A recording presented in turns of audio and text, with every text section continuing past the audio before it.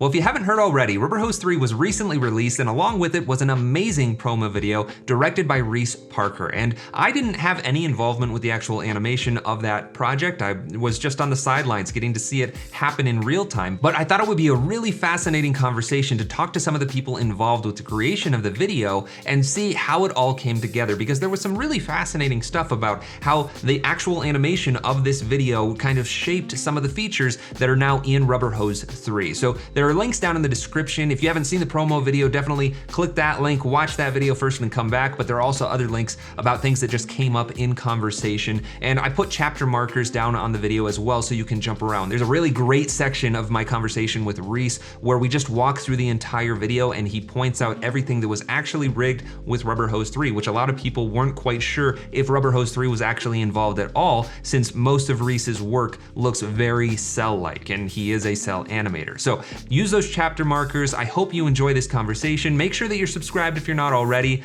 and enjoy this video. Reece, thanks so much for coming on and talking to us about this amazing video for Rubberhose 3. I'm really excited to hear how the whole thing came together. But I'd like to start with just hearing a little bit more about you and what you're doing now. Yeah, absolutely. Thanks for having me on. This one was a really fun one. I'm an animator. I'm an illustrator. I direct most recently. Yeah, we've been working on this Rubberhose project specifically for like 7 months, crazily. Wow. That's not typical, but it just ended up netting out that way for whatever reason. The tool is also developing in tandem, kind of. So Yeah. we were ebbing and flowing off of each other's schedules and kind of working and building it together that way. Why don't we just start, for anyone who's not familiar with you, I would like to get to know just your journey a little bit more. Okay. So like, how did you start? How did you get into motion design, into becoming an animator traditionally by hand? Where did that start? Yeah. I mean, the industry specific stuff, the story there is, I didn't know that motion graphics was an industry. I wasn't exposed to creative careers really at all as a young person. I knew like graphic design. That's kind of the one that most people know sort of what it is. And I kind of explored graphic design a little bit, but I ended up doing a job shadow in high school when I was trying to figure out kind of my career. And I shadowed a graphic designer at the city of Bellevue, which is close to Seattle, which is where I grew up. And he worked for the city, and he did like type work and like not even really logo work, or like a little bit of iconography, but mostly messing with fonts and stuff. And I was so bored. I was just like completely turned off to it. And I think in hindsight, it was more interesting than I gave it credit, but just a stale job and a bad example for me as somebody who wanted to be artistic and creative and had been drawing my whole life. I was an illustrator for years and years, graphite, like photoreal, portraiture, painting, just kind of a lot of different creative outlets. So I was like, no, I'm not doing that. And then I'm not going to college. So I didn't. So I was sort of in limbo after high school a little bit, skateboarding mostly and kind of doing that whole thing. And then I just sort of needed to change. I wanted to sort of find a future that was more sustainable rather than unpredictability of kind of being a bum and just skating and that kind of lifestyle. So I was like, I know how to draw. I can kind of use a computer. I had a little bit of animation experience growing up. My dad had Flash. You probably remember Flash. Mm-hmm. Yes. And I would dork around with it on our like family desktop computer sometimes. So I kind of had an understanding, but I'm still not very technically, I don't really have any technical prowess. I work intuitively. So I think those are kind of two pillars. So I could make things work if I had the passion to make it work. But if it came down to like learning an entire software, that I'd be like, nah, I don't have anything driving me to get there. So I'd probably hit walls. I just work that way. I don't know why, but I don't even necessarily like animation as I understood it at that time. Disney and Pixar, like I wasn't super attracted. anime, like nothing really grabbed me. But being exposed to the work that was being done in this industry, Buck and like some of their coolest films, I was like, this is the coolest animation stuff I've ever seen, ever, Yeah. compared to anything else. So I was like, I think I just want to do this. So I just hit the ground running, and I was like a year of developing my skills and learning softwares and researching the industry and key players in the industry, and just kind of asking for internships. No one would give me one, like begging for them, because I didn't come from SCAD or the traditional kind of route. And I Yeah. was unknown, and I didn't have like a great portfolio. I had some cool little things I was working on. But it just eventually led to somebody hiring me freelance. All right. Now I was like, okay. And I was so lost. I didn't even know how to like export, for example. Like I was like so green, but Yeah. just really hungry and ready to absorb information. In that first job, I had that. And then, months later, I found kind of a second one.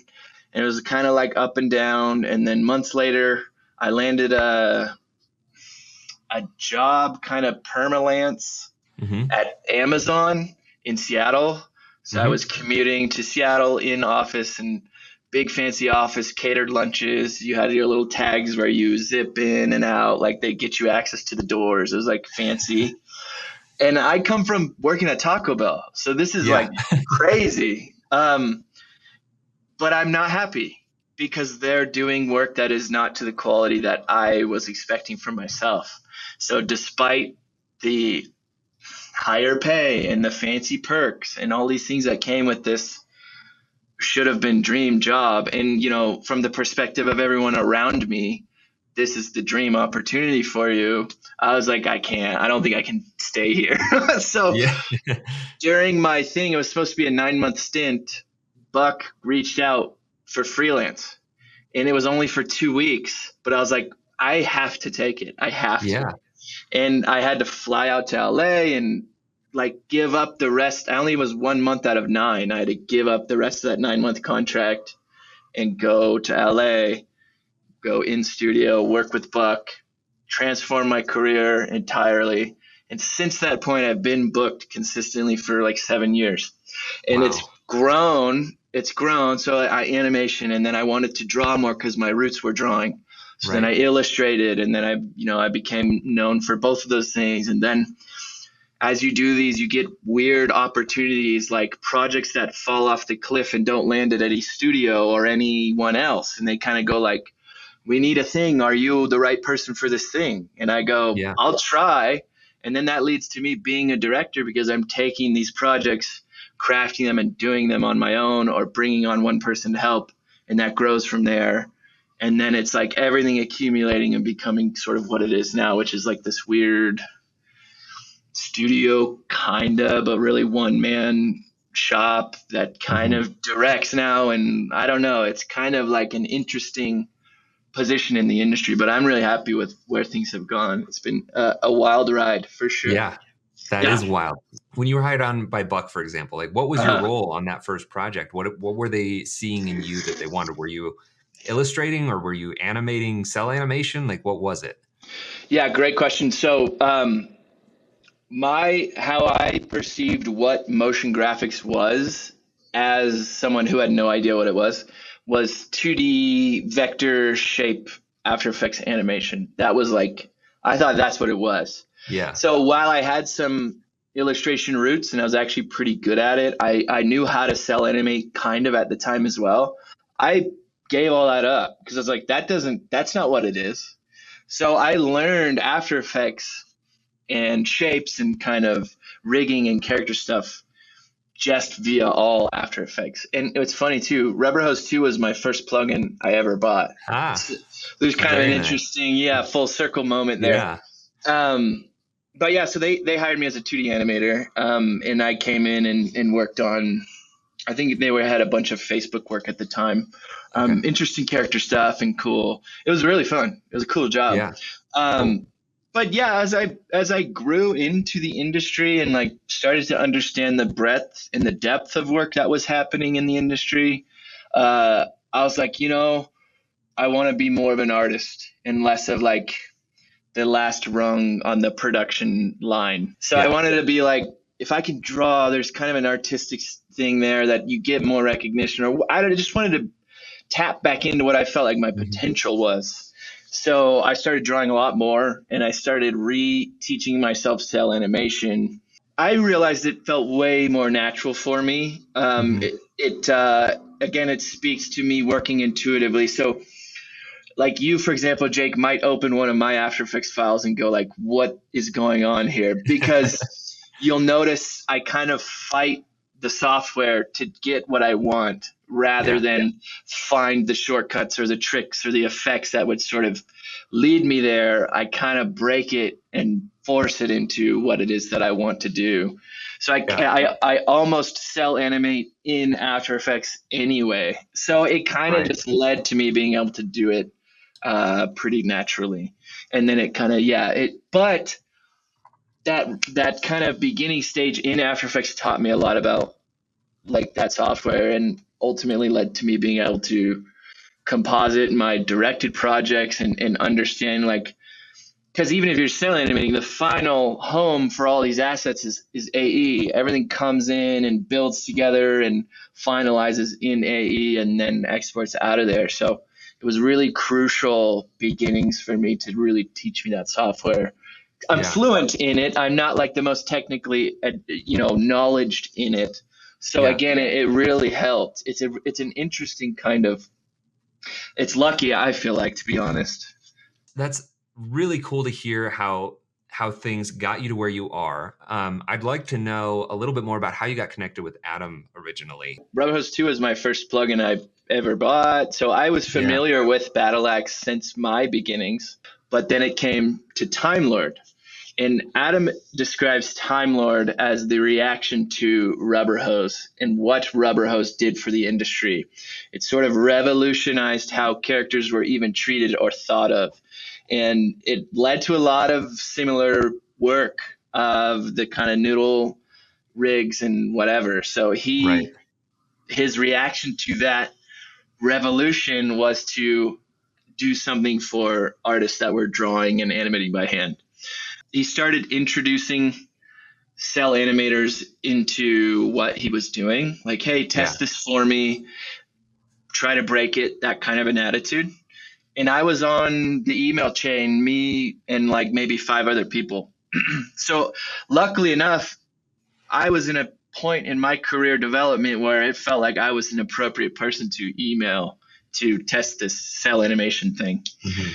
Um, and I was like, this is so cool and so helpful because I was like, if there's a key audience for this plugin, it was me because there's a level of cell animator that completely avoids Adobe entirely, Mhm. right? So it's a more of a niche market. But for me specifically, I was working so frequently with After Effects that it made sense to stick in Adobe so that everything can kind of work and bleed together. And Time Lord like really bridges that gap and makes it really fluid and seamless. So I was like, this is so cool. I'm so excited. I was working with him to like kind of suggest features that he Mhm. either would not do or sometimes he would say, yeah, that's a good idea and kind of build it that way.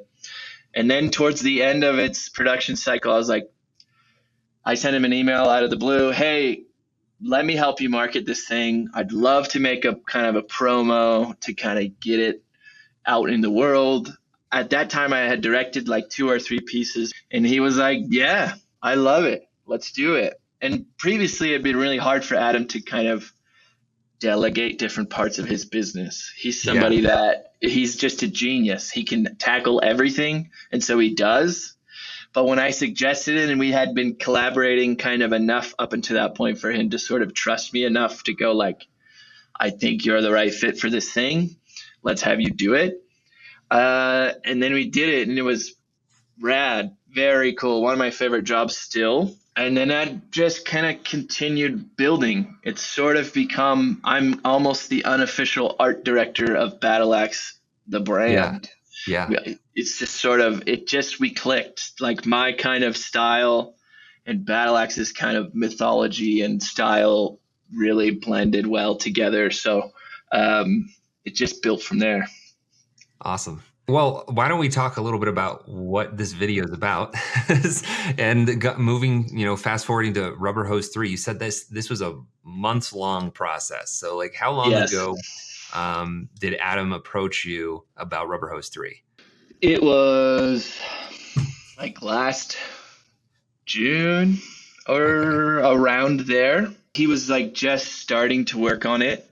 We had done Anubis, which went great too. And that one was funny too, because he was like, I only need loaders for the app. I don't need the promo.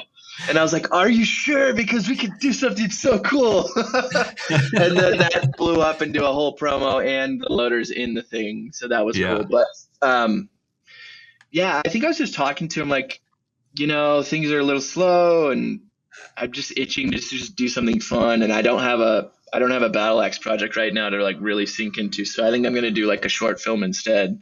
And then he's like, well, do you want to work on Rubberhose 3?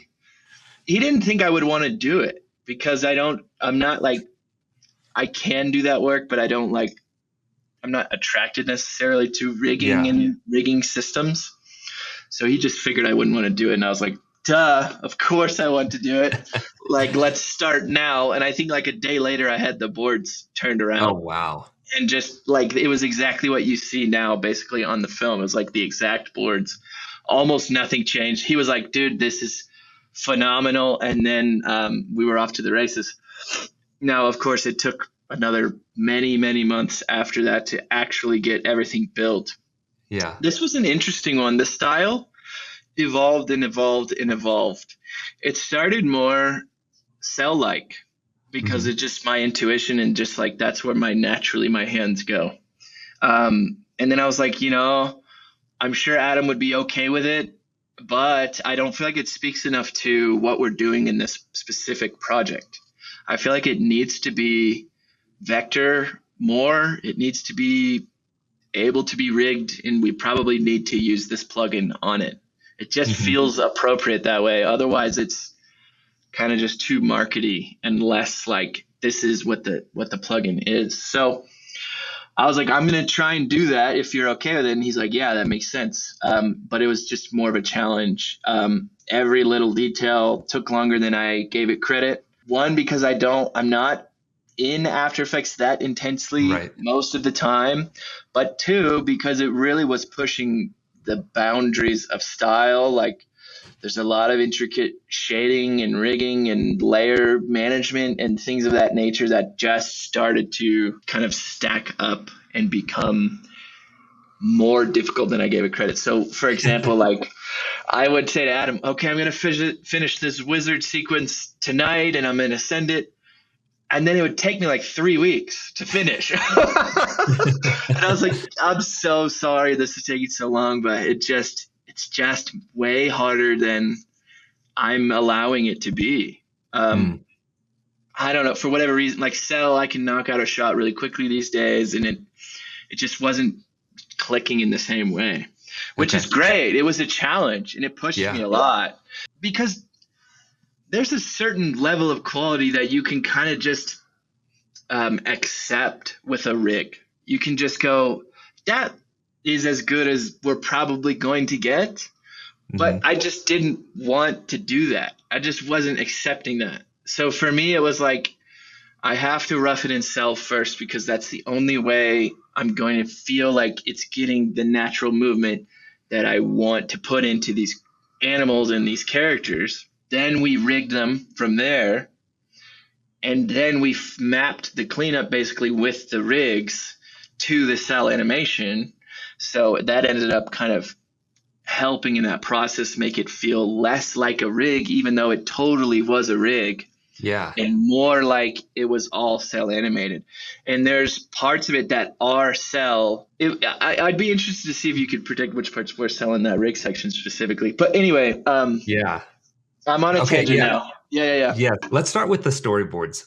Yeah, you please. said that you did that in like a night. Yes, and by this point we had worked together enough to where we just understood each other. Yeah.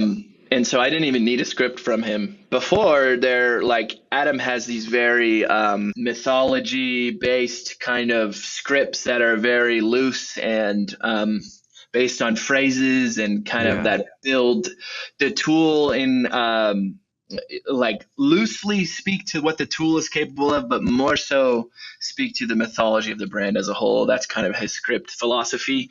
And that'll drive a lot of the visual usually.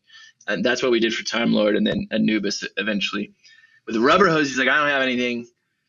Do you want to do it? I was like, yes, hold on. A day later, I sent him the boards and he's like, okay, this is what we're doing. It's this. And he mentions too that like my characters that I suggested in the initial storyboards ultimately influenced a lot of what you can now do in the plugin.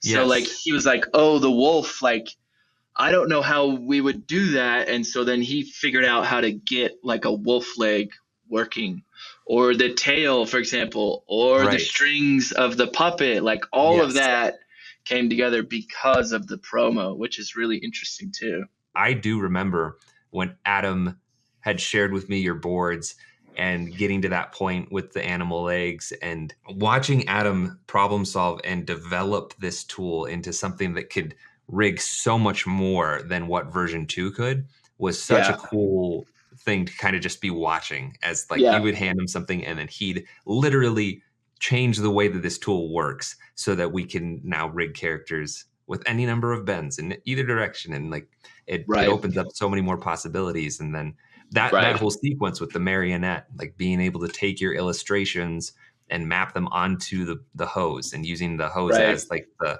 underlying skeleton Right. and distorting, like all of these features. It's such a crazy story to hear that Yeah. like this promo video is what shaped all of these game-changing features for Rubberhose. Right. And actually, too, the rigging allowed Adam to jump in and actually animate that sequence to Right. my roughs. So I roughed it and I designed it in Illustrator. He took the designs from Illustrator into After Effects and rigged it all up and then animated it to my rough, which then informed a lot of like what was breaking for Adam, what was not working for Adam. And then that influenced a lot of the changes on the tool as well, which is interesting because he's like, I don't animate anymore. I don't know. But he's like, I'd love to jump in and try it. And I think he credits that for being really helpful too. Did you come up with the voiceover, or was that totally after you would come up with just the visuals with that storyboard? Yeah, the script was finalized like a week before we launched, probably. Okay. So, Okay. yeah, the script was in process the whole time as well. But typically, he'll have a script kind of ready. Yeah. Then I'll board to that, similar with any real client engagement. But this time, it just felt natural and we didn't really need it. I just was like, what if it was this? And what if it was this? And this feels cool. And he was like, yeah, it's that. And then he wrote the script to the visual. So it was almost opposite. Right. So this whole thing really was out of order in terms of just the traditional sense of how a production happens. And so you give him these storyboards. There's no real VO, but I'm guessing like you're just concepting what would visually look cool and give us an opportunity to show off some of the tools. So it's like this marionette concept that was really cool because as like the After Effects animators were kind of the puppeteers, and obviously the run cycle transforming into the astronaut, that's all really cool. But did you have like, was there anything else that went into the concepting, or was it literally just like, these ideas seem really cool to me, I'm going to try and form them into a sequence that will hopefully serve the product? Yeah, these are interesting jobs. Adam actually doesn't set up any boundaries at all. So anything that really speaks to the tool itself is me wanting to put that in. And him going, okay, great. But if it's not in, it's so okay with him. It's like just celebrating art and being creative. Yeah. And, allowing that to exist and justify itself without it needing to really speak to the product. But of course, these being promos and him paying me like real budgets to do this work, I want to also kind of help market what it is the tool does. So yeah, with Time Lord, there was some moments where like the skull hands grab AE and AN and bring them in, or Photoshop and animate and bring them into After Effects and send them to the computer. And all of it is abstract and kind of, you have to look for it, but it's there and it speaks to the tool. And then of course the artistry infused into the promo as well all kind of speaks to what the tool is capable. Like, we are using the tools in the making of the promos, so it's kind of two parts.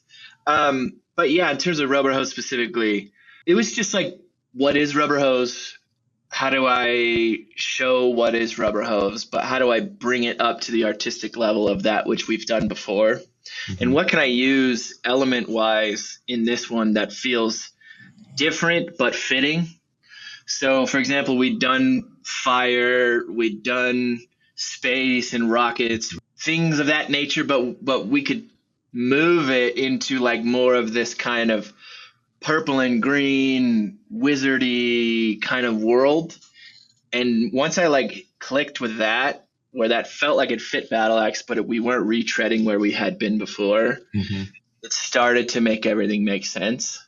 And then, yeah, it's implementing those moments of, well, the puppeteer is the animator and the characters are using Rubberhose rigs, but it's also symbolic for the whole process. Right. And then, you know, moving into the moment with the wizard and, yeah, I mean, the AE book and kind of the legend of the AE book and all of that. And then the bunny at the end with the magic trick and like, that's a Rubberhose rig, and just kind of all speaks to it, has interesting character moments, trying to raise the bar to the artistic level that we hit before. Yeah, that's really it. But Adam certainly doesn't push me like, be more Rubberhosey. If anything, he doesn't at all. And any of that is me trying to be intentional about what we're doing while also being free and creative, you know. So it's interesting. Yeah. Yeah, that's fantastic. And I remember talking to Adam about how, you know, with Rubberhose 1 and 2, it gave birth to this whole, like you said, revolution of Rubberhose characters. And it's like that had a very distinct look. A lot of people did that look. There were multiple classes. I mean, I made an entire Skillshare class with Fraser Davidson. You know, he really took off with that style. Yeah. And Adam, like going into Time Lord, that was totally different style of animation and a tool for a different type of thing. But Rubberhose 3, I think, was kind of circling it back to, okay, I want to update Rubberhose 2, but what can we do to push it to make it not so Rubberhosey? And I think this piece was the perfect project to push the development of it, because, I mean, I doubt that anyone would have assumed that those marionette characters were not cell animated. It felt very not like an After Effects rig. Right. Which I know that Adam is thrilled about. And it's so cool that we're able to kind of pull that off and now less rely on shape layers and be able to have somebody like you come in with an actual illustration style and apply that to this rigging system. Right. And that was intentional, but also when we launched, I actually updated my wording on the Instagram post because I was getting so many questions like, oh, this is cool, but like, what part of it's Rubberhose? Like, I don't get it. And I was like, oh no, like all the characters, there's Rubberhose. And then they're like, what? So I know Adam loves that because he wants to motivate people to push it further than what you can get with just pressing two buttons and then having some legs move around, right? He wants to push them into making things that are unpredictable, making things that people don't understand on first watch, you know, pushing kind of the boundaries of the tool. So yeah, we're both really excited about it, but I also wanted people to understand, like, this is possible, that you can get in there and you can do it. So I don't know, maybe I missed that bar, but we were happy with it, definitely.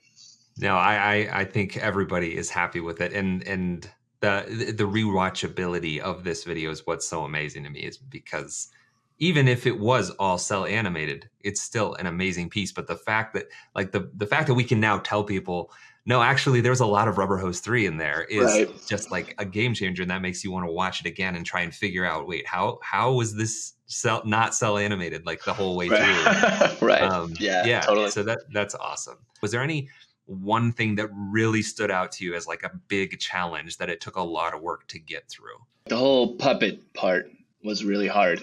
If I was left to it just being all me, it wouldn't have turned out as efficient and like groundbreaking as it ended up. It really was a collaboration with Adam in ways that I didn't even predict or delegate. I didn't tell him to go figure it out. He just did Yeah. it. And if he said to me, go figure it out, I would have probably just drawn it because this is how my brain works. But he's like, no, I think we can like crack this. I think we can make it way easier. And I was like, are you sure? Like feel free, but I don't my brain doesn't get it. And then I would work on the wizard part, and then he'd come back and be like, I think I figured the strings out. And they would just move like so naturally. I was like blown away. Mm-hmm. Or the tail. He's like, I think I can do the tails. I was like, yeah, whatever. In my mind thinking like, I'm going to cell animate those later anyway because it's going to be not good. And then they were perfect. So I was like, wow, this is really cool. And it's turning out way cooler than either of us were intentionally doing. It was just us allowing each other to work how we work. And then it just came together in the end.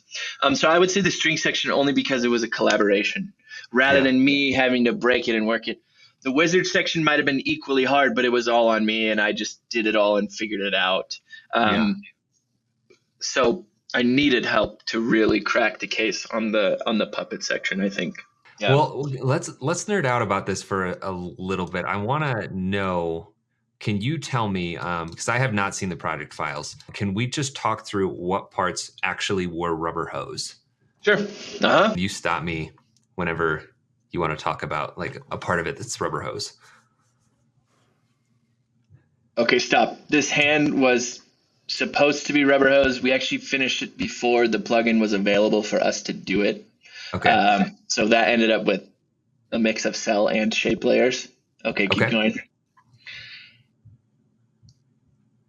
All of these characters. So the entire skeleton, all of the ropes on the skeleton's hands, all the way connecting to the top of the little puppeteer kind of thing.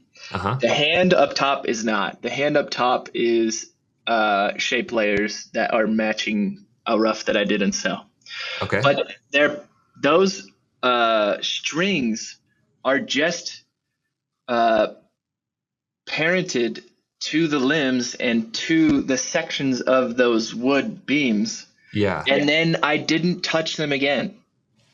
That's so crazy. It's insane. It's insane. And then again, they moved that's another like that. one of those moments when Adam showed me, he's like, hey, look, I think I figured out the strings, and he sent me the preset. And I'm like, how? Like, it's like a controllable sine wave that you can parent the ends to. This is unbelievable. Unreal. I was like, wow, that saved me like a month of doing those strings. Nice. So yeah. Oh wait, go back. The skeleton, the astronaut, all of the astronaut is Rubberhose. The limbs particularly, it's just a rig, right? So the body and the head, or maybe they have some kind of hold frame kind of shape layer animation, but the arms and legs and the feet and the hands are all Rubberhose rigs. The transitions, so go one frame ahead, boom. We lost the frame, the shape layer helmet. This is now a cell. This is now a cell helmet. Okay. So from that frame on, the helmet is now all in cell. The smoke is all in cell. Everything else is AE and rigs. So the horse is all rigged right now. Okay. Even the wings at this point are shape layers in After Effects. Wow. Until a specific point, then we lose that and we go to cell. So all this is rigging. Go ahead. Sorry, can I just ask real quick? Are these so like these cell elements? Were those did you put those in after Adam had already done the rigging and animation on these characters? Those were like one of the last touches. I exported the file where it was, I put it into Photoshop and I painted every frame and then Okay. put it back in. Yep. But you're saying these wings right here, these are Those are shape layers. Wow. Yep. Okay. The only thing that sell right now on frame are the puddles of water. Down here on the hooves. Okay.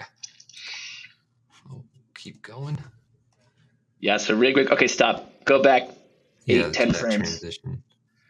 Okay, so that's now the wings are cell. Oh, wow. Okay, so shape layers and cell. Yeah, right to there. cell, right there, cell. Wow. So from here on, the wings are cell. Yeah. Awesome. Yeah, and then they just kind of do their little loopy transition, which would have been way too hard in After Effects, so I just drew that.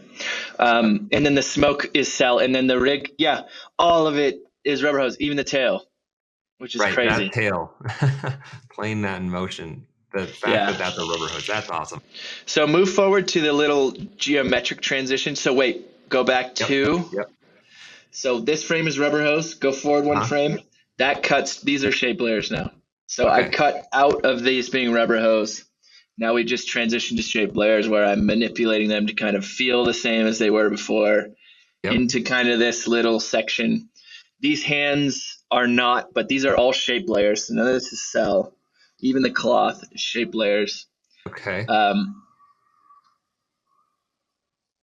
Yeah, and then we move into this section, which is just a mix of, there's a rig on the face, but it's not Rubberhose based. It's just a rig. The hands are shape layers. The only thing that's cell here are the bubbles in the cauldron of acid. Okay. Then moving, I think when we connect up to Rubberhose again is the bunny at the end. So all this is shape layer stuff. That transition is shape layers. That's all AE. Cool. You know what? The book is cell. The whole book is cell. And the smoke on the book is cell. It just, for whatever reason, that felt easier for me to do that in cell rather than in AE. I can totally understand that. If I knew how to draw, I mean, I can totally imagine that just saying, you know what, it's 15, 20 frames, I'm just going to draw it. And then you don't have to do any figuring out in After Effects. Yeah, it's just a bite-sized moment. I knew I could tackle it quickly, and then that's what I did. Shape layer, shape layer, shape layer. That's cell little liquid. So all this is shape layer stuff besides the smoke and the liquid. So that smoke is cell. Is the text coming in, is that cell? Nope, that's all shape layer stuff. Okay. The hand was mapped in cell, but then it's shape layer. There was debate whether we do that in Rubberhose, but again, the plugin wasn't fully there for us to figure that out yet.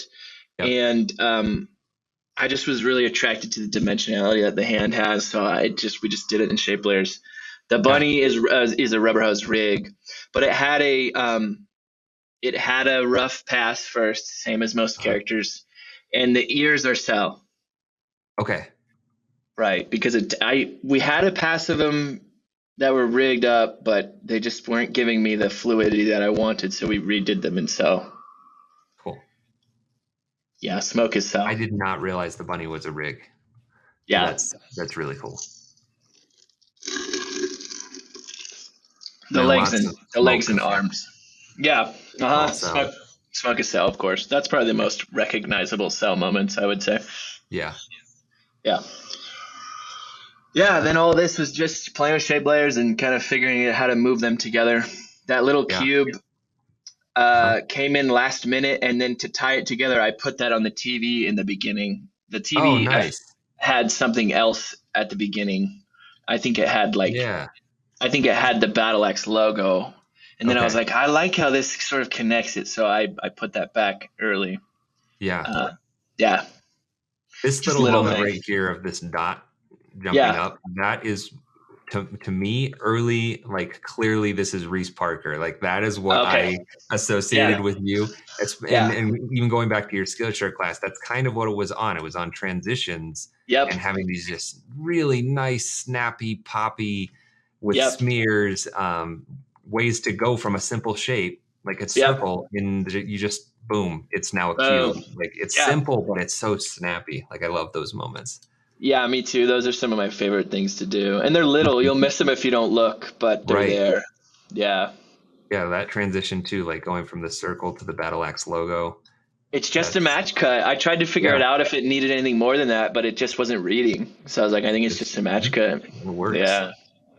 And then that cube is a rigged 3D cube, but then it transitions to a flat 2D shape. So when you Very see nice. it go shh, I think Right that there. frame right there, yeah. Yep. Yeah. Cool. Love it. Now, Yeah. did you do any kind of like expressions or anything to help you with this fluid grid? How did you handle that? This is all hand animated. Wow. I always do it the stupid way, I swear, but I just Yeah. want full control. I just Yeah. hate the guesswork of expressions or even effects a lot of the time. I'd rather just do it exactly how I see it in my brain. Yeah. I'm sure there's an easier way to do it. And in Well, fact, there's a lot of great grid work out there, mhm. which I was inspired by, but yeah, this is just hand done. Yeah, it goes back to that whole thing of like it's going to take you less time to just do it. I mean, yeah, I could probably spend a day and figure out how to make this like flowing follow grid system with expressions and Right. adding parameters so I can offset the timing and everything. But by the time Right. that's done, I could have had the entire thing Right. finished, just Yeah, manually exactly. keyframing it. Maybe if I needed to repeat it a lot, I Yeah, would build it into something that made more sense. But for this end moment in the credits specifically, it just made sense to just do it, at least for me. yeah, Um, for sure. Again, there's smarter people out there that would have done it smarter, but that's okay. Cool. Well, thank you for walking us through that. Yeah, totally. Let's fast forward a little bit and say like you've gotten through the animation, you've locked the picture, and Adam and Ashley are now working on the sound. Um, what kind of was your role after that point when you were like, okay, Adam's working on the sound, they're recording the voiceover, it's got to go to Sanctus for mixing and sound design. What was your involvement in those stages? Well, I'm involved throughout. So up Mhm. until launch and even on launch day, we're like collaborating as well. So it's yes, pictures locked, things are ready, details are added. It's the same amount of collaboration, but my role in terms of the visuals has finished. But it's not done until it's done. I mean, and Right. sound is 50% of it, Hmm. maybe. It's such a Hmm. big part of it. Yeah, and then it's when are we putting it out? Do you have everything on your end finished? Okay, Monday, here's what we're typing about it. Here's how we're discussing it. It really never ends at this point. It didn't start Yeah, that way, but it evolved into that kind of a relationship, which is awesome. that's great. And I'm Yeah. sure we've got more to see from Reece and Battle Axe. That's going to be, I Yeah. think, a continued partnership long into the future. And I'm here Yes. for it, man. Thank you, dude. This is awesome. I just want to give a huge thank you to Reece for that great conversation that we had. Definitely go check out his work if you haven't already. Again, links are down in the description. The next person I talked to was Adam to go over what actually happened with the technical side of bringing this tool to life. Since Adam hasn't really been much of an animator for the past 5, 6, 7 years, instead he's been developing all of the tools for Battle Axe. So I think that's a very interesting thing when you're not actively animating, but developing tools for animators. That's part of what comes up in our conversation. But another really cool part of this project was that he actually was able to get his hands in there and start animating some things, which is what really helped build out some of the features that are now in Rubberhose 3. So when did Rubberhose 3 development actually start? Rubberhose 3 started officially at the end of March 2020. We had finally you had come on, and we were starting to ramp up and figure out what we were actually doing as a company. And Rubberhose 3 had always kind of been in the back burner, always just living in the back of my mind because Rubberhose 2 had come out in 2017. So it had just always been there since we have been making tools over here.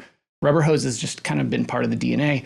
And Rubberhose 3, I knew it needed to happen. I wanted to revisit it, but I didn't really know what was going to happen. But it officially started in March of 2022. What needs did you see that made you want to make Rubberhose 3? What was it that was like, we need to update this for the next, generation? Yeah, that was the toughest part about Rubberhose going from 2 to 3.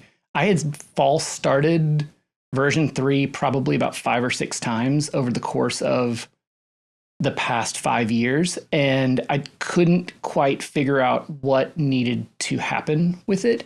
With Rubberhose 2, we introduced a lot of new ideas, and since its release, some other rigging systems had come along and they had taken some of those ideas and worked with them and pushed things forward. So I was kind of at a tough spot where I didn't know exactly where Rubberhose 3 would fit. What needs would it fill? What areas would it support? What new things would we do that wouldn't just feel like feature bloat? Because that's something that we are very opposed to. We do not want to add features, just add features, and we don't like redundancy when it comes to features and what we are actually putting out there. Because if people and developers have taken the time to explore new ideas, we don't want to just put our own spin on it just for the sake of releasing something new. We kind of want to push things forward. So that was the hardest part, was not exactly knowing where Rubberhose would fit in this now pretty much fuller market of rigging solutions. So the biggest things that had been in the back of my mind from moving from version 2 to version 3 were S-curves, because there hadn't really been a way to do S-curves effectively in the way that I wanted it to. I wanted it to be as simple as just moving the endpoints, but I didn't really know how to do that. But that was on the back of my mind. I wanted to find a way to keep pushing styling to do something that we'd never really seen before. I didn't know what that would look like, but those were the styling, the multi-bends, S-curves, figuring out just new ways to express characters that weren't just a single joint and they weren't just noodle stick figure characters. That was what was really in the back of my mind, was styling all across the board. Sure. And was it kind of difficult since you were, I mean, at this point, you were pretty much not really animating anymore. You're creating tools for Google. You were transitioning out of working for Google and doing Battle Axe full time. So was that a challenge too, and kind of just not being in the loop with character animation and animation in general? Absolutely. The hardest part of developing tools for artists is trying to stay up with what actually artists want, what actually artists need. And that was the easiest, most frictionless part of starting to move into tool development, because I was an animator. So I didn't know what I didn't know, and I didn't really know how to code that well, but I knew enough, and I knew exactly what I needed to use and find. I knew how to Google my way to a solution, and that was what I did. I just used the pain points that I found while doing client work, and just tried my best to solve those things. And then once I moved to Google, that was where I was solving problems too. And that was where several of our products actually came from, was just pain points at Google, pain points hearing from other artists. And now that I have been officially a developer for, I guess, 4 or 5 years, I don't do client work anymore, and I don't set a lot of keyframes. I use After Effects to test our products. Yeah. And so while I've spent many years in it actually doing the work, I was rusty. I didn't know exactly where I wanted to push things. So I found that not being in the day-to-day doing the work was actually really challenging to figure out what needed to happen with Rubberhose. It's crazy that initial concept, the boards that Reece made up, it's pretty much what the video is all the way through. And you know, he talked about how you handled that actual marionette sequence with his artwork. So could you talk a little bit about how you took the drawings that he gave you and actually rigged them up with Rubberhose 3 and what came out of you kind of having to solve that problem of how am I going to rig these with Rubberhose 3? Yeah, I mean, the same way that I limited what I thought he would want to be doing with his skill set and what he was passionate about doing, I kind of limited what I thought I could do with the project. So as he was showing me things, that was giving me ideas. And I think that's kind of what's beautiful about animation and design, is that one person has an idea and they share it with another person, and that gives them an idea. And then one person can't quite figure out how to set something up in a system that could be iteratable and done at the scale that they need to. And that gives somebody else an idea of a workflow hack to do. So I think that that's a beautiful part of this industry. And that was kind of what happened when we started looking at the boards, figuring out what we wanted to do. And I sort of just handed it to him and said, let me know what you need. And then I felt a little weird about that, because I didn't exactly know how he was going to rig them up based on his artwork. So I politely asked, do you want me to try to take a stab at some of the rigging? I didn't really think that I had it in me to do it, because I don't do much in the way of animating. So I sort of limited myself about what I could and could not. I thought I was just the developer. Right. And so with this, I stretched a little bit and said, you know what, do you mind if I take a stab at the animation? Can I try to see if I can rig it up? And then I'll just hand it back to you and then let you animate, and you can do with it what you need to. And so when I jumped in there, I had a little bit of a tech shock. I don't know. I didn't know where to start. I had felt like I forgot how to actually get started on a project. So it took me about a half a day to really figure out, to nail down, okay, this is where we need to start. We need to set our poses, and we need to get going with this. I can do this. And then it came back really quick, and I remembered what I needed to actually do. And I've remembered the pitfalls of when you are setting loops and figuring out where your key poses are.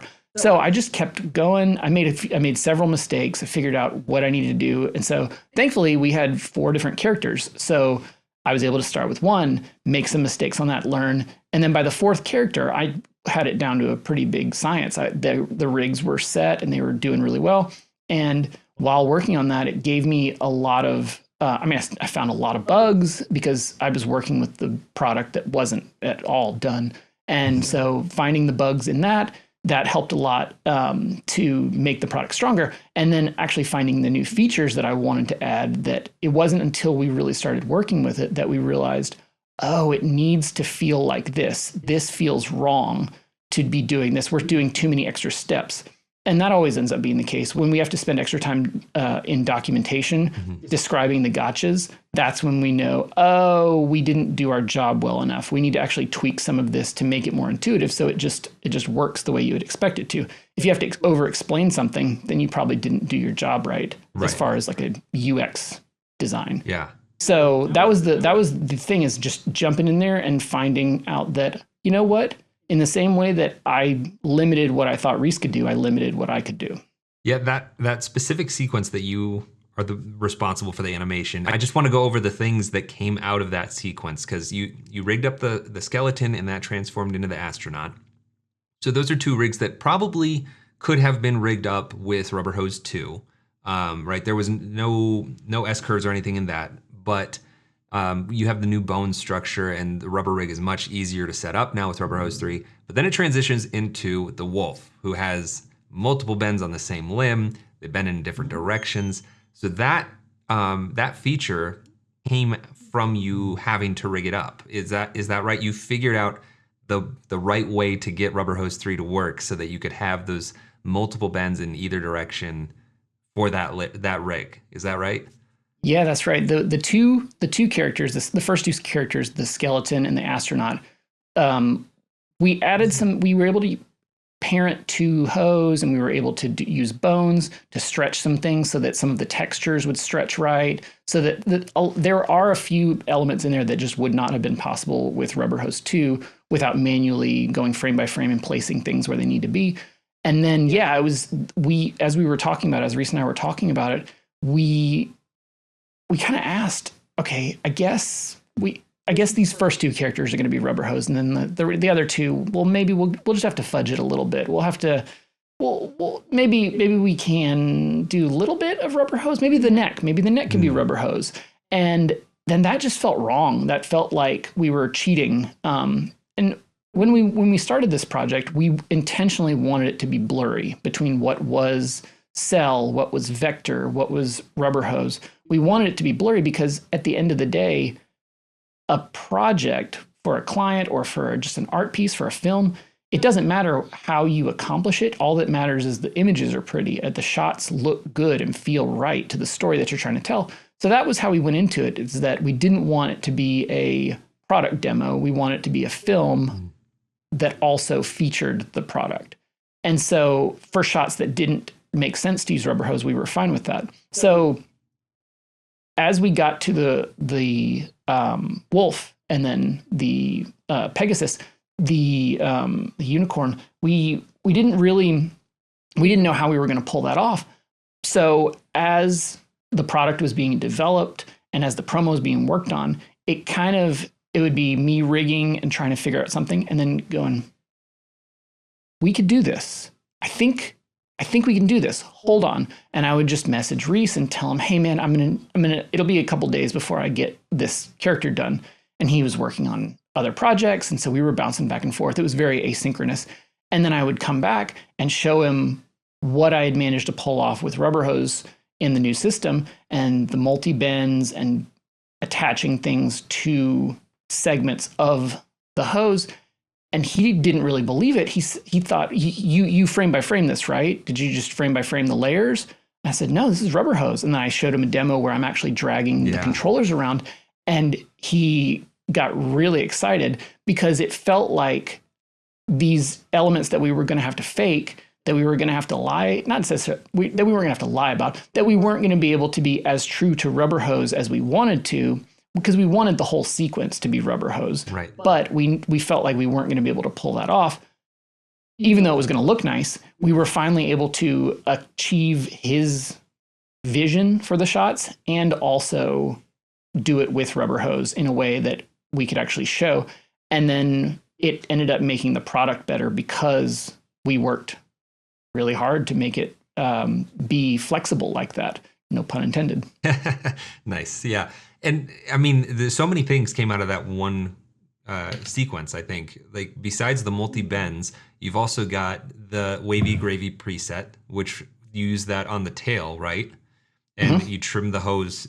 And I mean, when you sent me that the first time that you're like, hey, look, I figured out this sine wavy bend thing, I was like, this is incredible. And then that also got used for the strings, right? Which Reece said saved him probably a week of work. But that also kind of gave birth to the bend preset. But instead of just now having styles, we also have bend presets, which is a whole nother side of being able to build up a library of ways to make hoses and use the hoses for so many more things than just an arm or a leg. So yeah, I mean, it's a really cool thing that the development of this video to showcase and show off the product really helped shape the product. I don't think I've ever heard of any other tool being in development in this way. Yeah, this is not the first product that I have gotten help from people on. With Anubis, Reece did the animations of the spinning wolf head, and a guy named Tom helped out with some of the Lottie integration and some of the extra libraries and stuff. But those were very specific. I would ask, can you help me with this thing? And then they would work on that, and I would still do the core of the thing. This project, Rubberhose 3, was the first time that other people actually helped with the development of it. Because of working on the promo, because of working with Reece, and then because of working with you, this product became what it is because of other people's feedback. And you brought up the bend presets. The bend presets were that was something I wasn't thinking about at all. And then you and I would go back and forth about, hey, what do you think about this? Does it make sense to do this? You would be testing, you would be suggesting things, you would be asking, you were keeping me honest about some of the things that I just would like, oh, that's fine, we don't need that, or this is cool, we need it. Then you would ask, do we really need this, or could this be just one thing, or I think this needs to be something more. You're missing part of this. So having you on board to help give me an extra set of eyes was just something that I'd never really experienced. And it was super valuable to be able to build this thing out. It took a lot longer than I had hoped for to bring Rubberhose to market. Because, I mean, you remember we planned to launch this, I think, back in November, and now it's May. And everybody that had seen the development, the beta testers and stuff, knew that this took a while. But it took a while because it needed the time to breathe, to figure out what it actually was. Because we didn't come in to the project knowing exactly how we were going to accomplish all this stuff. It needed to go through an art cycle to actually find out, oh, this needs to be part of this. This needs to be separate. And we need to give people the freedom to explore these things. And that was, Ben Presets was a big part of that. And it absolutely came out of the promo. Yeah, that's awesome. So another part that you played in this video was the music, right? So you're in modular synthesizers and making cool loops and really a lot of the music that we put in the Instagram reels and the YouTube videos, a lot of times they'll come from your library of music that you've made. So what was that process like? When did you start making that underscore? And yeah, I mean, how did that process play out? I'll tell you. The reason we do Battle Axe is just to give me an opportunity to name things, for us to make merchandise, and to live out my adolescent dream of playing in a band. That's really all we do. That's the only reason we make products for.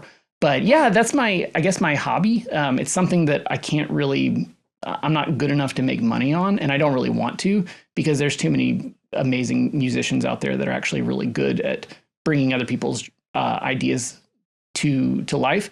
But yeah, I really like making music for our products. I like making music for the promos. And whenever we get to me and Ashley, my wife, my partner, and she does the merchandise, and she and I, we like to sit down and just jam out some music when we can. So starting, I guess, back at the end of last year, we started a little music project called Runecaster, where I'll usually start something, and then she'll add something, and then she'll record it, and then I'll take it, and then we'll kind of go back and forth. We don't really sit down together. We it's easier to pass it back and forth, kind of a postal service sort of thing, even though we live in the same house. But yeah, we sat down, and the music started.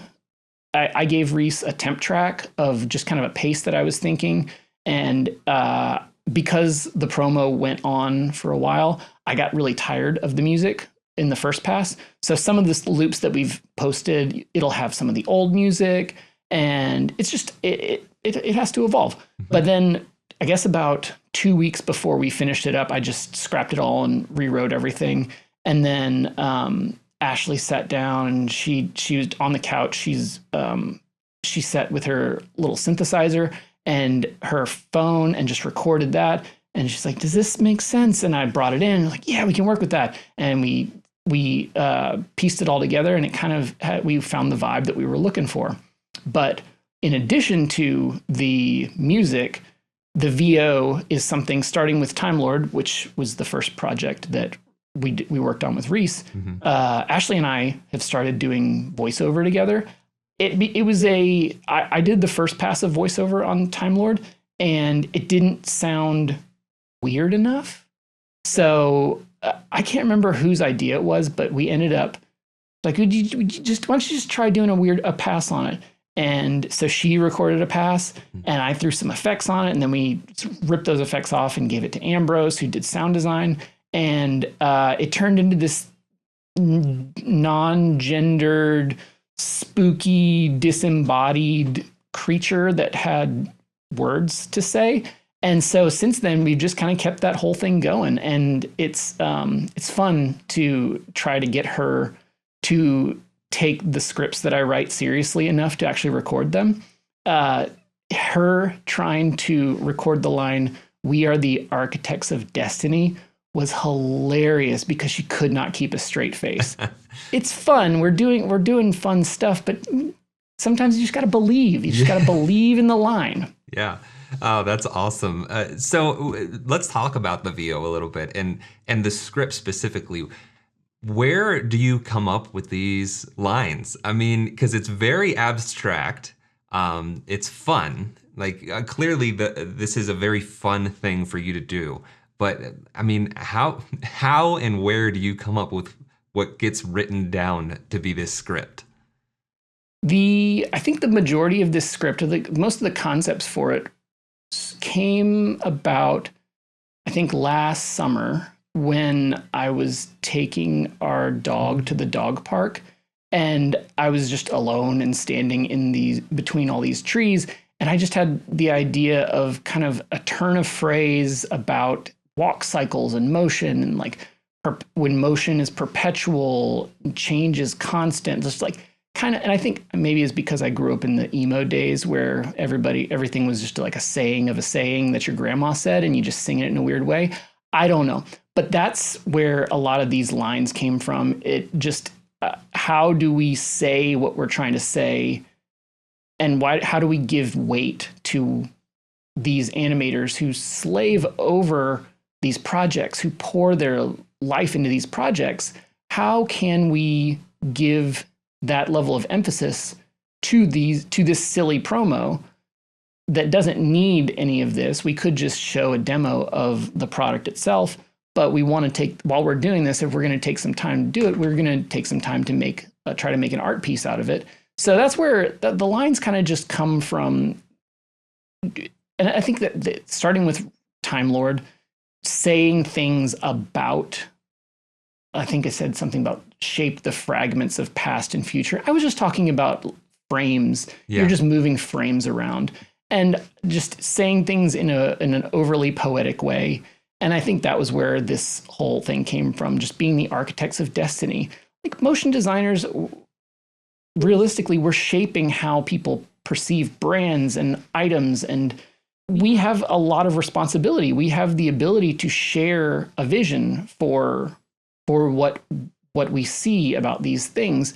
So I don't know. I think that motion designers have a special brain, and I think that when we can give credit to them a little bit, I think it's sort of a beautiful thing.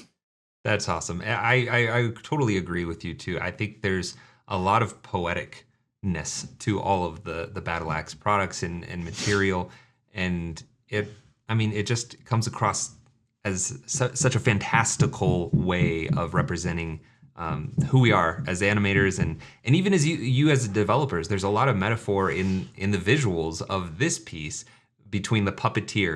We're puppeting, we're creating puppets, and then we're the puppeteers making them move and simulate life. But then there's also the wizard. I'm constantly calling you a wizard anytime that you send me an update to a product or a new tool or something. So I like it. I think it fits Battle Axe very well. And I think that this video is going to be long into the future dissected by a lot of animators, especially now that we're really going to be pointing out, a lot of this actually was done in After Effects with Rubberhose 3. Yeah, even up until release day, I was looking at the promo, looking at the visuals, and Reece would say, "Oh, did you see this spot where it changes to green because of the cauldron?" I was like, I did not see that. And I went back, I'm like, oh my gosh, the detail in this that you put into this. I'm so happy to have been able to be a part of it, actually working on it. Because normally with a lot of these promos, with the promos that we've done with Reece before, it's been a little bit of a, oh, this looks really cool, and I don't know exactly how to respond. So I'd say, thank you, I approved of it, and I wrote weird words to go underneath it. But with this one, it's been really encouraging to actually been able to set some keyframes on this project and to have actually been a part of it. That's been a huge thing for me, and I took away a lot more than I would have expected from actually getting to work on it. Was there any particular part of the video that you were just, really pleased with, or something that surprised you that you weren't expecting to happen? Yeah, the shot, my favorite shot in it, it's a big shot, but my favorite little sequence of the piece is when the wizard is doing his thing and then his hands separate. Oh, yeah. I thought that was just an incredible sequence because it was, like you said, just surprising. I did not expect that to happen. And then it was just separate and then clap. And then we were able to sync up the music with that. The music just kind of sunk up automatically and going into the title, and just Reece was able to kind of keep the momentum of the bouncing with the walking and running of the characters with the bunny and the bouncing on top of the text. And there seemed to be this through line that he pulled it off in an amazing way that I was not expecting all of those little tiny things to feel so right with it.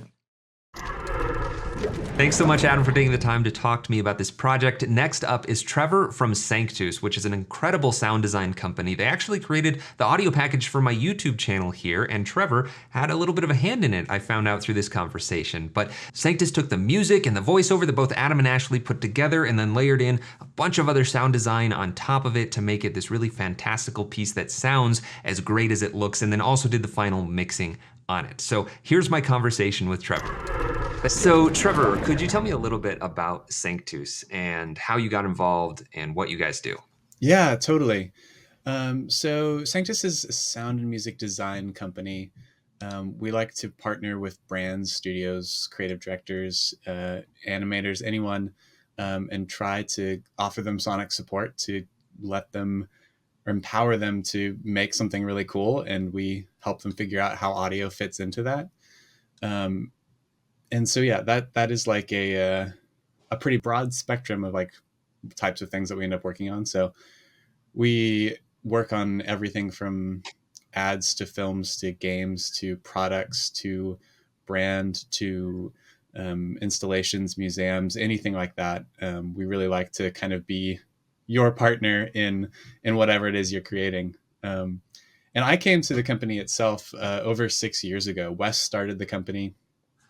He started it just as him, and then it kind of just started growing, and I became the first kind of person he brought on. And I've worked full time at Sanctus for more than 6 years now. And it's a lovely team. It's really me and Wes, Jake, our kind of client relationship manager, and Zach Dyke, who also worked on this project. He's a frequent collaborator. He's on a lot of times now. And then a team of freelancers, depending on like a specific skill set we need to harness for something. So it's a fun, small team that's all remote. So like I'm in Seattle and Wes is in Grand Rapids, and yeah, it's a really cool company, and I've been really grateful to work together with them for a long time. That's awesome. I didn't realize how long you'd been there. I've interacted with Wes. He did the sound package for my channel, actually. Yes, so, yeah, I remember when that was happening. Yeah, I was only mildly involved in that one, but oh, cool. It's super cool stuff. Tell me a little bit about how you got involved with this project specifically. Like, were you dealing with Reece mainly, or Adam, and how did everything play out? Absolutely. Yeah, it was kind of both of them. We kind of got brought in when Reece and Adam kind of already had a lot of the core pieces down. And so when we first saw it, animation was largely in place. Adam had already created an awesome track to go with it. And they kind of came to us and said, hey, like, do you want to do sound design for this?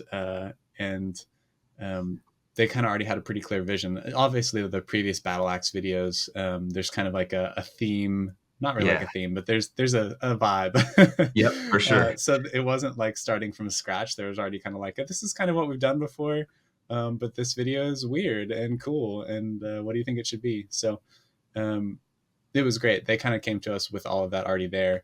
Voiceover already recorded, though I think they re-recorded it once. And we kind of got to come in and decide what sound could do to make this even cooler and weirder and darker and more magical and all those things. Yeah. Cool. Yeah, so there is definitely a lot going on in the audio. And I imagine when it came to you, I mean, like the music was there from Adam and Ashley and the voiceover. So when something like that comes in, like, is it kind of a challenge to figure out how much audio you can put into it? Like how much further you can actually push it with what you're already given? Absolutely, yeah. Not necessarily a challenge, but in some ways it's really nice because if we come in at the stage where it's just like a boardomatic and maybe some like temp music, then it's kind of like a big unknown how much space there will be for sound design. Mhm. But this one, the style was already set, the music was locked in. The voiceovers abnormal to a normal voiceover Right. Yeah. in a short spot, but in general, I already had a clear sense of like how much space I would have to work with and what types of sounds I could use, Mhm. which really gave me clear direction from the get-go. But one of the nice things about this was that both Reece and Adam were wanting to hear more sound design, so I was kind of conservative on my first round with it, Mhm. because I mean the music's cool, it's a great vibe, and the dialogue is kind of like this abstract meta script that is really interesting. So like I was kind of like letting those take the forefront and letting sound design be more of like the create some cool sounds for transitions and fun moments. But they wanted to hear the sound design, wanted to feel it, and wanted to like have a lot of the wild transitions and animation moments really be felt sound wise too. Mhm. And so, yeah, honestly, after the first pass, we ended up like turning up a lot of the sound design and adding more sound design and drawing more attention to certain moments in the film, which is really cool. It's nice when we have a project that like wants that rather than just like needing something kind of in the background. It was like, no, we really want to make this pop out and make it exciting and interesting. So that's always a lot of fun when that's the case. Yeah, that's awesome. And it definitely shows. I always appreciate Adam's approach to marketing his products. It's a very unique take. It's not an in your face commercial. It's this whole experience where you want to watch it multiple times. And as an animator, study how that was done. But in even the sound, like you can listen to so many different layers of what's going on through the whole thing. And like you mentioned, the VO doubling up the voices and putting all those effects on it, it's such a rewatchable piece, and I love Absolutely. that with Adam's stuff. Yeah, there's so many layers to dig through, so many like different things to pay attention to while you're watching it, that it's a lot of fun. I like that it kind of becomes kind of a showpiece for the product and also something to get animators and other people excited about it just because it's cool. Yeah, absolutely. Can I ask, like, when you do a project like this, I know it varies per project, but are you pulling the sound effects that you use from a massive library that you've built up or you've purchased, or are you recording the sounds yourself? What is the process of picking out the sounds that you're actually using? Yeah, totally. It's pretty project dependent and content dependent. But for this one in particular, it was a lot of library sounds. So sounds that we have, just massive libraries full of Yeah, all sorts of sounds, as well as our own libraries that we've created over time, that cool. are our own recordings or libraries we've created for other people. And then combine that with also some software synthesizers. So Mhm. just using some synth moments and some kind of synthesis sound techniques to create fresh sounds from scratch. And Zach did that. So Zach Dyke also worked on this project. It Okay. was kind of fun in that way, where it was a collaboration with me and him to kind of bounce ideas off of each other.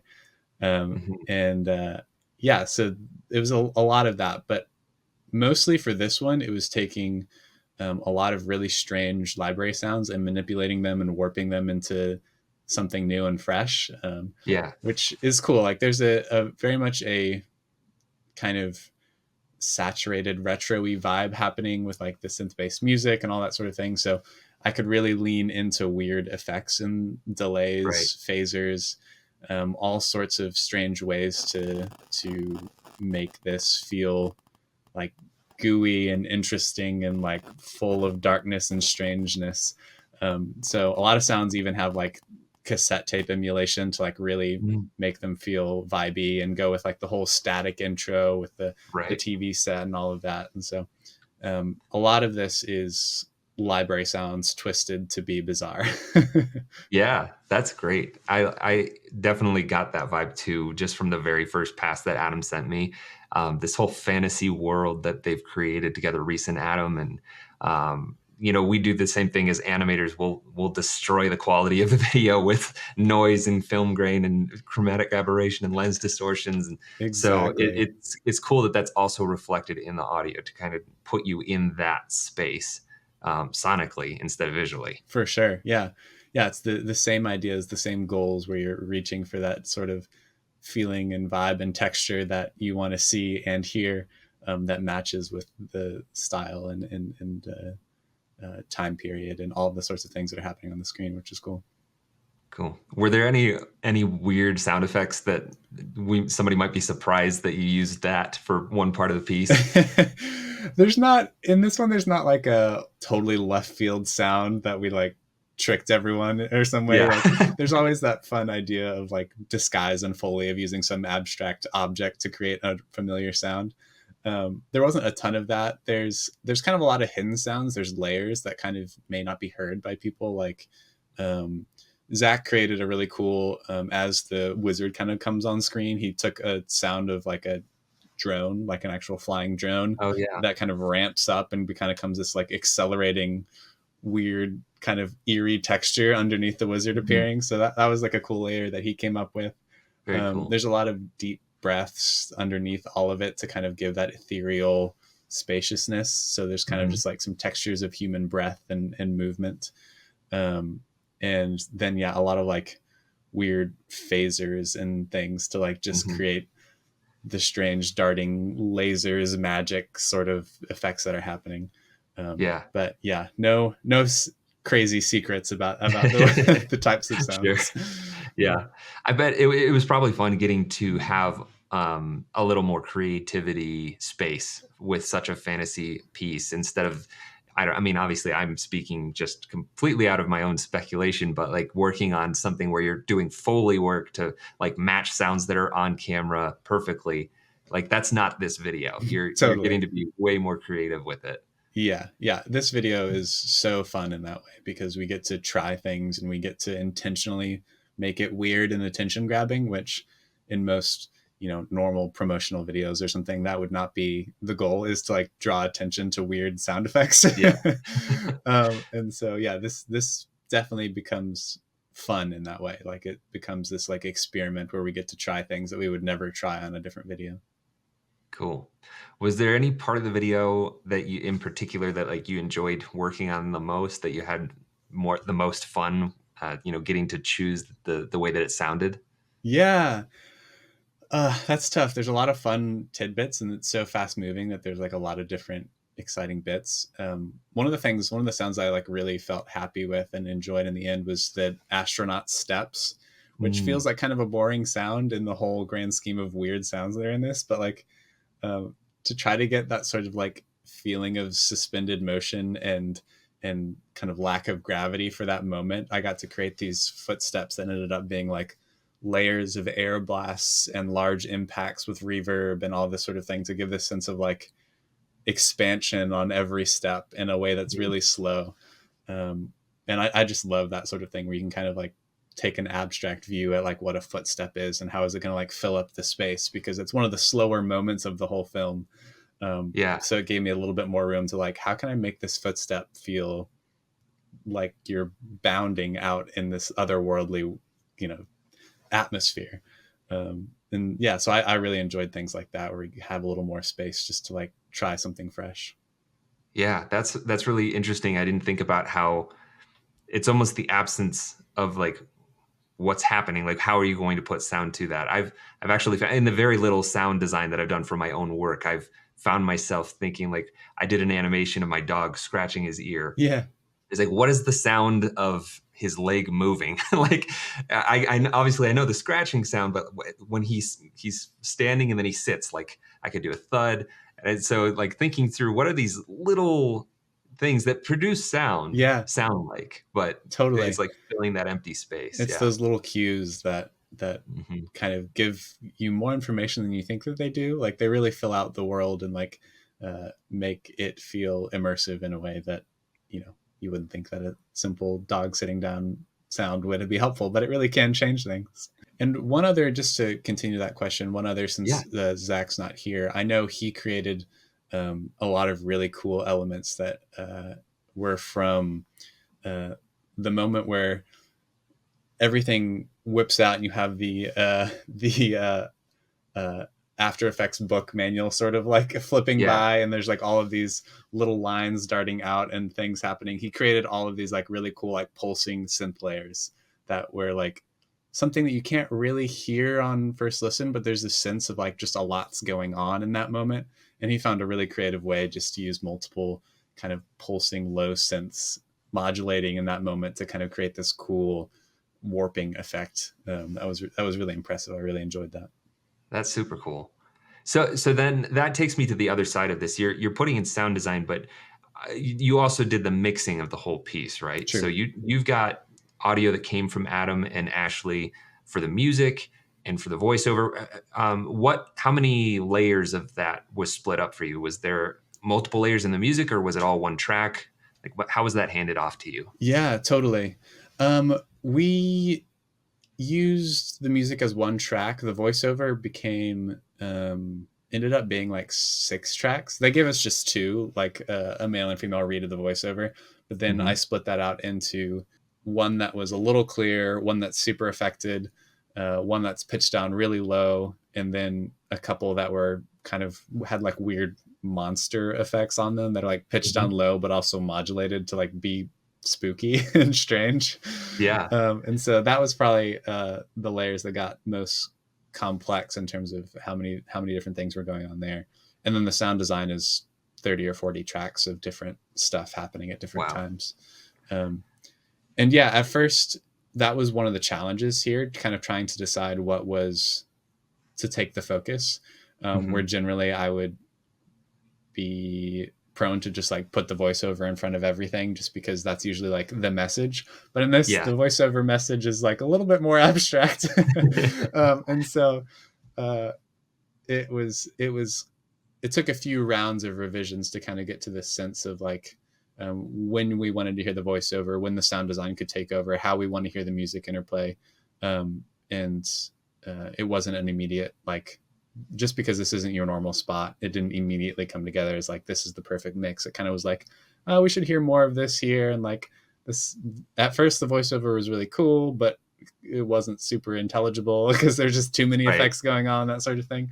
And so we ended up reworking some of that balance in order to make it all fit together in a way where you could still hear what they were saying, but it also sounded weird. And also being able to just bring together certain moments where like, the sound design has a lot of complex layers throughout, but there's a lot of specific moments that pop out so that you can hear a detail. Right. Like they brought up wanting to hear the cauldron bubbling more because it's like on screen there, and it's kind of a hard sound to cut through the mix when there's like exciting music and voiceover, but like they were right. It sounds cool when you can like feel the bubbling cauldron in that moment. So all those sorts of little changes that just draws attention to the things that they wanted to take the forefront in those moments. Which is a cool part of just the collaboration and learning kind of what's important to different directors and different moments of the animation, which is cool. Well, I mean, it turned out so great. And like I said, there's so many things to look at and listen to through the whole piece. And I keep watching it every day to listen to more. And now I'm going to have even better insight into finding these little moments. I got to go hear that astronauts part again. I got to go watch that. Totally. Go grab the stems and listen to like all the things separated because it's really weird. Cool. Well, thank you so much for giving us a little bit of peek behind the scenes of how this whole process works. One last question. Is there any suggestions that you would have for maybe animators who are interested in adding a little bit of sound design to their own work, where you think we could improve, where we could just learn the basics of how to start adding sound effects and not just literally dragging clips in and calling it a day? Totally. Yeah. Yeah, I mean, there's so many ways to get deeper into it and to try different things.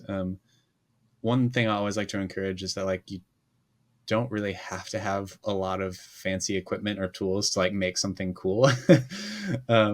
We did a workshop at Camp MoGraph a couple of years ago where we had a Patagonia spot that we had everyone at camp redesign with us by just going out into the woods and recording sounds and then editing them together to like make the spot all over again. And I think people would be surprised how much they can do with just the objects and sounds that they can create around them, even just recording them on your phone or some other place. Like, don't be afraid to just try to create the sound that you want and then put it in. It won't always work, but you'll be surprised how often you might come up with something interesting and cool by going out and recording your own sounds. Otherwise, resources that I think are really helpful are like Soundly. Soundly is an awesome tool that can really help your sound design workflow, as well as just give you access to a lot of sounds if you subscribe to their cloud library, or organizing your own sounds. If you start recording your own sounds, you want to keep them around.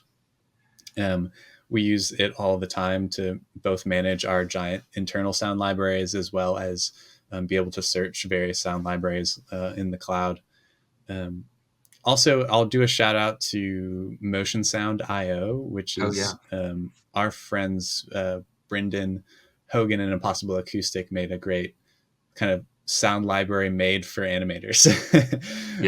And I think that that's a really cool tool that is really helpful, especially in learning too, because you can kind of search that library with the ability to look for kind of what you might be thinking of as an animator, rather than like thinking of it as a sound designer. You can really search like, I need a transition that goes up for this long, and like it kind of shows you the sounds that you can use in that moment, which I think is a really nice learning process to like be able to have instincts about what sound should go where.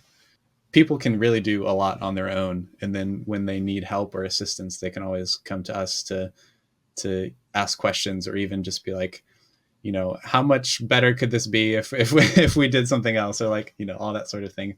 We're always down to help support and answer questions. Thank you so much, Trevor. This has been so good, and I can't wait to see more of what you guys create at Sanctus. I mean, everything. I should mention, I meant to bring this up when we were talking about the synthesizers. I watched the synth video that you guys made recently, because Adam actually got me a little synthesizer. No way! Look at that. That's so great. Is that the OPZ? It's the OPZ. Nice. I've been playing with it nonstop ever since. Good. But there were a lot of terms in the manual and the help. I mean, the tutorials that I'm going to on YouTube to learn about it, that like an envelope. Like, I know I've heard that term, but I didn't understand it. And just watching the synth video, between the visuals and the way that the audio is so tightly tied into that piece, I started understanding things. And it started clicking. It's like, okay, I get what this is now, and I know what this dial is changing. And so I mean, if anybody watching this hasn't seen that video, I'll put a link in the description. You've got to go see this video. The sound design and the visuals are incredible. I'm so glad that you feel that way. And I'm so glad that it actually helped you learn even how to use the OPZ or other things, because I feel like we felt that gap in just like a very clear, straightforward explanation that could get to the heart of like what synthesis is, and like how simple it can be, even though it gets really complicated when you start layering all these ideas and making really weird modular synth systems that are expansive and huge. But like the basics are like really all building blocks that everything is built off of. So if that short video helps you understand it in a way to like it made you make cooler music and like figure out your OPZ better, like that's exactly what we wanted. So that's cool. Yeah, well done. It worked perfectly. Good. That's awesome. Yeah, that was a lot of fun to work on that project. Well, thank you so much to Trevor for all of that great insight into the sound design. This has been a really fun project to work on. I've never done a video like this before, but tell me what you think about it. Let me know down in the comments if there's anything that surprised you about this conversation, if there's anything that you'd like me to do like this in the future. I'm open to your suggestions. If you watched through this whole thing, let me know down in the comments. Thank you so much. Leave a like if you liked the video. Don't forget to subscribe if you're not already, and I will see you in the next video. It was fun.